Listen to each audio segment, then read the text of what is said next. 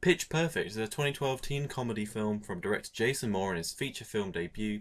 Stars Anna Kendrick, Ben Platt, Skyler Astin, Brittany Snow, and last but not least, of course, Rebel Wilson is the infamous Fat Amy. Now, full disclosure here, I put off watching this movie for a good long while. Even though I'd heard good things about it, I'd heard that it was actually a surprisingly good film, I put it off because it just didn't sound like anything I wanted to see ever. The little tidbits of Glee that I've seen have kind of sedimented a cappella in my head as this kind of weird, annoying, cringy, cheesy, horrible thing that I definitely don't ever want to see for more than 5 minutes at a time. Even if I can avoid that, that would be better. Thanks. That said though, I've heard that Pitch Perfect is actually more of a parody of this a cappella cheesy nonsense dreck bleh. I don't like it. And because of that, I decided I would watch Pitch Perfect finally, and whilst I wouldn't go as far as to say it's an outright parody, it certainly does poke fun at the genre and at itself in quite an amusing way. I was surprised by how good this movie was. The actual story of Pitch Perfect is fairly standard source. Anna Kendrick, who plays a character called Becca, arrives on campus in college, but she doesn't actually want to be there. What she'd rather be doing is being a professional music producer or a DJ, because the movie kind of shows how she likes to mash up songs and tries to give us an insight into that character, and it does an okay job at it. Whilst there, she gets seen and noticed by the Bellas, an all-female a cappella group that suffered an embarrassing turn of events at their last a cappella championship, whatever you want to call an a cappella championship, which we get to see at the beginning of the movie. I won't spoil what happens, it's fairly amusing.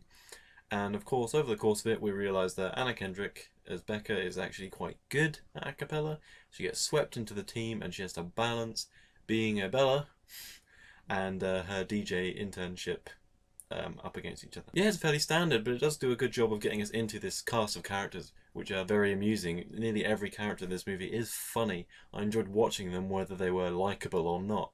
Whenever they were likeable or not was also intentional. I hated the people I was meant to hate, I liked the people I was meant to like, and I laughed at the people I was meant to laugh at, i.e. all of them. If you watch or read any other reviews of this movie, you're going to see one or two things. People are either going to hate on Fat Amy, or they're going to love Fat Amy. I am in the category of loving Fat Amy. I think she's pretty funny. If you watch a CinemaSins or a Screen Junkies video on it on YouTube, you'll notice that they kind of poke fun at the fact that every joke she makes is at the expense of herself. Because, you know, haha, she's fat, and so if she makes fat jokes about herself, that's okay, that's fine. I disagree, however. Watching those YouTube videos takes them out of context, but seriously, she doesn't make as many jokes at her expense as it might seem. Yeah, she makes quite a few, and the ones she does are funny, but Rebel Wilson as Fat Amy, she has a comic talent that goes beyond simply, I'm fat, ha ha ha. Now as a result, almost everything she says, whether at her expense or not, it's pretty much always funny, and I really thought I'd be completely sick of this stupid character by the end of the movie when I started it, and I really wasn't, and it's probably the only thing I'm looking forward to seeing in Pitch Perfect 2. Beyond that, the rest of the Bellas, beyond Fat Amy and Becca, are fairly two-dimensional, and in many ways that's not necessarily an issue. And you might ask why? Why isn't that a problem? And the reason I don't think it necessarily is that the movie needs to solidify this idea that the Bellas are a team. It doesn't need to necessarily go into every character in loads of detail. Think what would happen if that was the case. We'd end up spending about 2.5 to 3 hours with this movie. We don't have that sort of time. I appreciated the way they sort of tried to mask their two-dimensionality. Not a real word, but we'll go with it. We'll run with that one. I liked how they tried to mask it by making each character funny in their own little gimmicky way, but the gimmicks don't get old by the end of the movie. At least in my opinion, that's very subjective. Some people are going to get sick and tired of the same old jokes again and again. I wouldn't argue they're the same jokes necessarily, but they are based off one particular gimmick for each of the characters. For example, one character called Ashley, played by Shelley Ragnar, her gimmick is that she says things really, really quietly, but what she actually says, and it's hard to hear, is really, really dark every time, and none of the group actually pick up on this. And hearing that might put you off, because you might be thinking, this movie is going to be one note. And I guess it is one note, but the one note that it plays is strong enough to carry it through the entire thing. It's not a particularly long movie, thank God. I don't think I could have done with this being anywhere near 2.5 hours long. But what this film provides is a funny teen comedy that is way better than it has any right to be, and it is consistently funny all the way through. If we're going to focus purely on humour, this movie is hilarious. It is way funnier than anything like Superbad or Paul or Hot Fuzz, which I'm going to get many slaps for, but I think it is really, really funny. Where it falls down, are the moments where it's trying not to be funny and it's trying to be, you know, a film with dramatic elements aside. For example, the obligatory side plot point in these movies, Becca has a boyfriend love interest played by Skyler Astin. That goes somewhere, you know, I'm not going to tell you where it goes, but I don't think I need to tell you.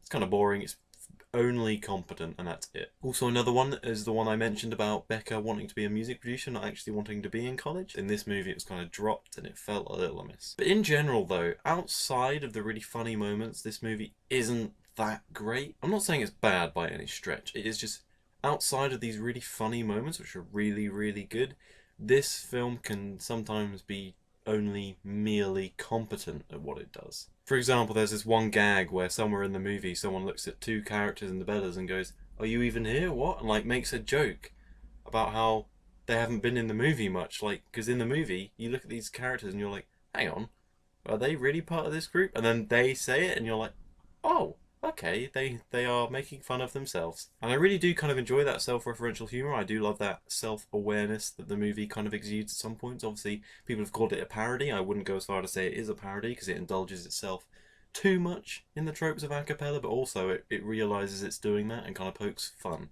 And I think that's really good. I think it's one of the movie's strong points. And going back to what I said at the beginning, I am legitimately surprised at how much I did enjoy this movie. That does not mean that it is a great movie. It is not by any stretch a great movie. It is, however, a good movie, and it's one that I would be absolutely fine to watch again because of how funny I found it. It's just that as an actual comedy film, it isn't great because it takes more than humour to be a really great comedy movie. This movie, however, I would give it a 7 out of 10. You know, it's a good movie, not a great movie. It's definitely a very funny movie. One of the funniest I've ever seen, I have to be honest. You know, don't let the theme fool you. Don't let the title fool you. Just give it a chance. See if it's your sort of thing. And if it's not, then I reckon you'll still find it funny and you might get some good moments out of it. But overall, the package might not appeal to you. I, however, definitely think it is worth a shot. And I think there is a good chance you'll come out of it, like me, being pleasantly surprised, if not blown away. So guys, that was my aca Pitch Perfect review. If you aca enjoyed it, I'd really appreciate it. If you aca favorited, aca subscribed, and aca liked, if you really got quite a bit out of it, I really appreciate you watching this a lot, and I aca thank you for your time. It's an aca pun. But it's in pitch. It's the aca pun, they'll all get it. No, they'll all understand. It's an aca pun. I know aca pun's an aca pun.